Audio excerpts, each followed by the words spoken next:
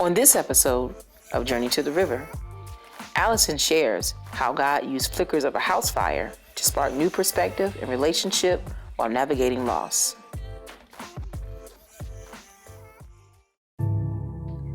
We set out on a plotted course on the road to destiny. That road is not ever absent the tolls of pain, bridges of disappointment, nor the traffic of trauma. For that reason, at appointed times, God calls us off-road to take a journey to His healing river. The precursor to that healing journey can be a season of success of failures, the start of new relationships, or the end of old ones, the beginning of new roles, the taking on of new responsibilities, loss, tragedy, or just stillness.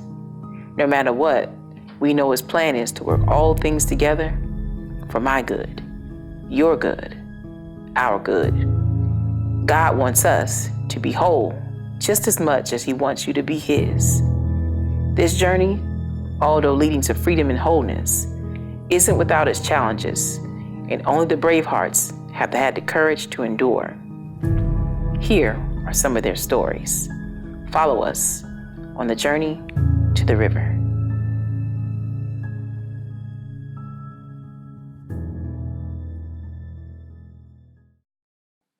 So Allison, man, it's so good to see you. Yeah. Oh my goodness. I'm man. glad to be I know here. that you have tremendous journeys that God has taken you through, and I've been in to witness some of them. So Yeah, you've been riding with me, haven't you? We hit a couple potholes. Yeah, well, such is life. Such is life. We don't get to miss those. So lucky us. Yay. But yeah, I believe that many people will benefit from learning about, just some of the things that God took you through. So I'm going to start. I want you to just tell us about a season of your life where God began to lead you to heal unaddressed pain in your heart. So one of the freshest things is kind of one of my most recent experiences where my children were home alone. My teenager was cooking French fries and accidentally burned my house down. Yeah. Those were the most expensive French fries. Oh my goodness. I never had. I'm the Guinness Book of World Record fries. So that was challenging because we lost everything. And originally it just sounds like a material thing. But during that experience, I learned about losing everything in a deeper way than just material. But then also recognizing that even our material things really gave me a lot of security, a lot of comfort. And once everything was gone, I felt exposed. It was a very vulnerable, lonely place. It was traumatic. And through that, I could see a lot of where the Lord was like, we're going to help you with that, And not like I'm teasing you, I'm exposing you, but like I know you've been trying to hide this, but where you're going next, I want you to be free from this, be healed from this, because this has been holding you back. You've been in your own way. So let's burn it down literally and rebuild. Sheesh. Well, I want you to talk a little bit more about what some of the things that you identify as this. Tell us a little bit more about some of the things that you uncovered in the fire, so to speak. Soot. I uncovered soot. That is the first thing. So specifically, like, both my parents are deceased, right? So a lot of their belongings, I had in my house, I had in our attic. I mean, granted, a little dusty. We hadn't necessarily been actively using them and things, but it was their stuff, right? And so now we have fire. I lost that, and then I just felt like that was taken from me. I felt like that my parents were taken from me. I felt like that the last tangible thing that I had, that sometimes I would touch stuff, my mom touched it. So if I'm reading something, my mom wrote this, I could see my mom's handwriting. Or at one point in time, this was my dad's. So, I got a jersey of his. This was his jersey. He would wear this on Sundays when his team was playing. And so when that was taken, I felt like, oh gosh, my parents are taken from me, even though they were already gone. But so what happened was, then I was able to see I hadn't finished the process of grief. I let myself stay in the stage of the things represented them. In some kind of way, just been telling myself that as long as I had the things, that I still had my parents, as opposed to really putting the value in the memories that I had of my parents and what is in my DNA that makes me who I am, that's of my parents, as opposed to, an Eagles jersey or a teacup set. So that was very hard because I was left feeling like I was forced to face some of my childhood hurts of like rejection, and I grew up a lot of feeling like I had to take care of myself. I'm my mother's oldest child. My mom was not necessarily a violent child. She not necessarily, but my mother wasn't like, she wasn't one of those mothers. People tell a story like, oh, my mom ain't play that. Some people's storyline is their mothers say, if you get hit, you better hit him back. My mama would be like, if you get hit, try to talk about it. Try to see. Let's have a meeting. Have a meeting with them, and let's write out the pros and the cons. It's like, we not about this. She ain't throwing those hands for what? Who? And so that was something that I grew up, for whatever reason, feeling like that was the way in which you show your love, right? That's how you show somebody that you care for them, by being there to protect them, by being there to take care of them, and literally translating to being willing to fight for them.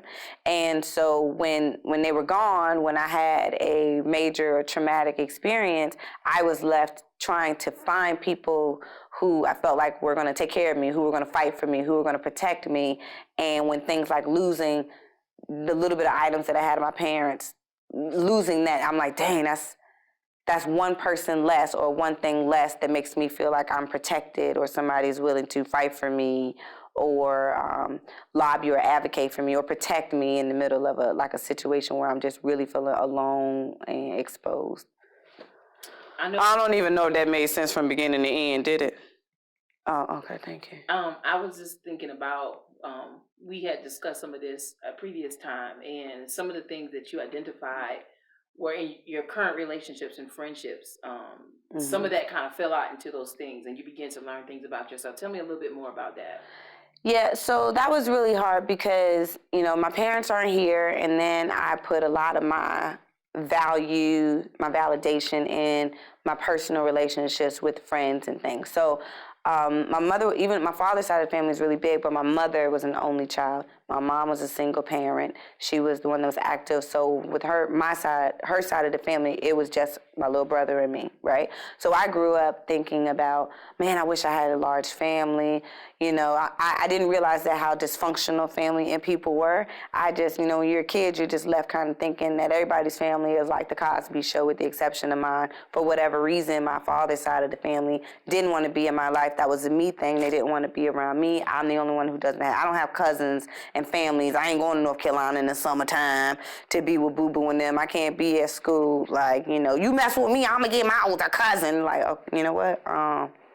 If you mess with me, we're going to have a meeting. We're going to talk about it. That was kind of my thing. So then I started to try to put my family, that sense of protection, that sense of group, community, into my friendships, right? So I grew up thinking that my friendships, or having great friendships, is what makes me important, what makes me valuable, what makes me know that I'm loved, because I have friends. And so I then made the personal decision to determine what the definition of friendship looked like. And I decided that the definition of friendship meant you respond specifically in this way in the midst of trauma. So here I am, I have a major life or traumatic situation, I have a house fire, and I put expectations on my friends to respond a certain type of way, and they didn't. And it left me questioning me, it left me questioning my friendships, it left me questioning each of them individually. And instead of, I should have first went back to what did I expect them to do, because some of the expectations were unreasonable. So like I had a house fire, and I expected people that were close to me to then think for me, to try to solve problems for me. You knew that I had a house fire, you should do A, B, and C willingly. You should automatically say, okay, well, she got kids, her kids have birthdays, let me help her out at that time. Or, she has children, they have back to school, let me, be available at that time. And I felt like that after and people who grieve or lose people, they experience this too. Like when the death happens in the very beginning, the first 2 weeks, everybody's around you. But then when the dust settles, then you don't find people, and that's when you're really kind of left with the loneliness at that most or that highest level, right? So here I am after the fire, the dust is settled. Yeah, you get it? You see what I did? See what I did there? And so I'm like, things are kind of calmed down, now I was expecting my relationships to really arise in this way that we could write a movie. It was going to be beautiful. People were going to be lobbying in on these schedules or whatever, and, you know, on their white horse, and my friends were just going to do these perfect things and take care of me in the way that I felt like that they should. And when that didn't happen, then I was crushed. I was like, yo, they didn't call me. What's up with that? Yo, they ain't send me money. What's good with that? Oh, so she ain't loyal. Like, what, hold on now. Y'all been friends since you were 13.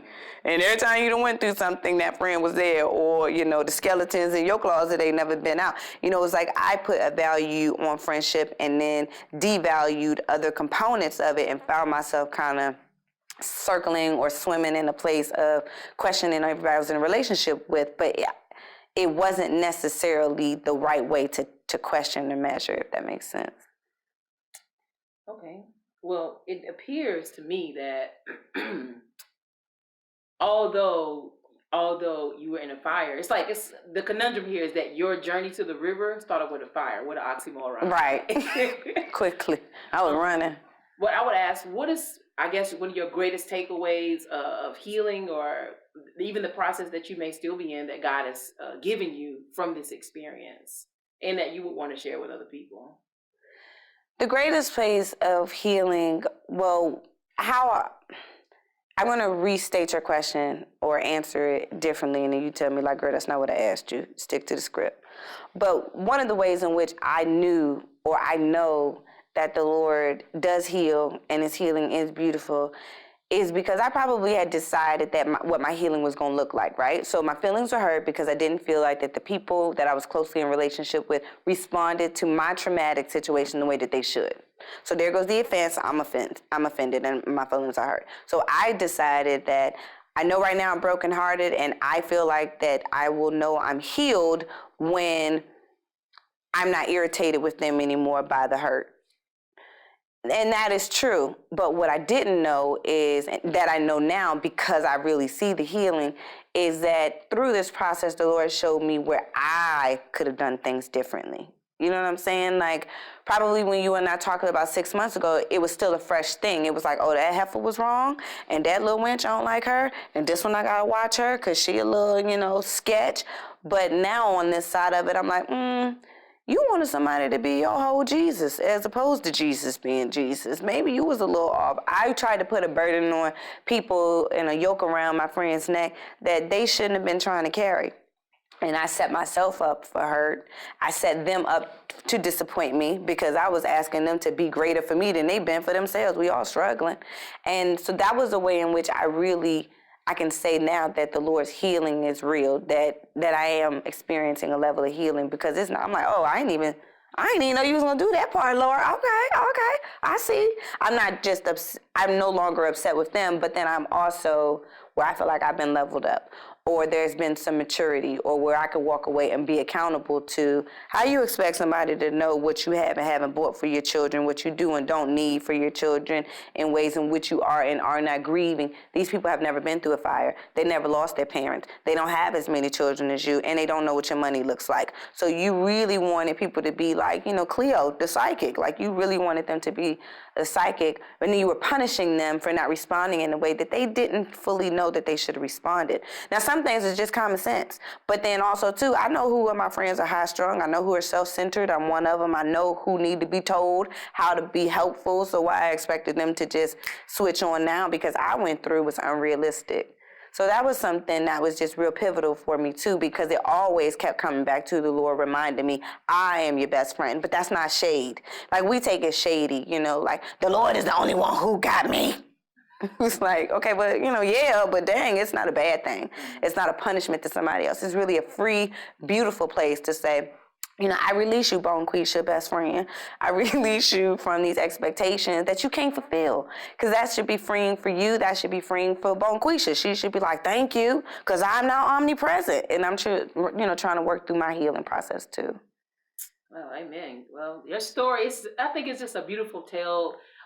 Really, out of the ashes, literally. Like, I don't mean to be cliche, but I see such a transcendence, an evolution of a person, and how God can use everything to work for our good. Even the things that are meant to be most detrimental and devastating to Yeah. us, God can use it to bring us to our destinies in real ways that impact lives. And so, Allison, we thank you for sharing your journey, and I'm Thank sure it'll you. bless many people. Thank you for having me. This has been just really, I'm excited about what you're doing, grateful to have been a part of this platform, and, you know, hopefully that my story is just a little bit encouraging, because a lot of good truths and revelations and just assurance in who you are comes out of those journey walks. We learn something better about ourselves and have something for that next place. And so I just hope it's my little contribution to the bucket. Thank you for having me. Life is lived on a long road to God's ordained destiny for your life. Along the way, you may endure the tolls of pain, bridges of disappointment, the traffic of trauma, or a combination of them all. Like many, you become accustomed to surviving these challenges without ever addressing the impact that they have on the wholeness of your soul. However, God wants you to be whole just as much as He wants you to be His. So the beautiful part about the road of destiny is that it always runs parallel to the river of God. There is always an opportunity to go to His healing waters. The journey to this river is not without its challenges. In the newly released title, Journey to the River, author Cheray James offers spiritual insight and practical wisdom that helps you navigate and endure the healing work that lies ahead. From this book, you will gain God's heart for your wholeness, insight to prepare for your journey, wisdom to manage your healing process, and the courage to begin or finish your inner healing journey. Learn more at journeytotheriver.me.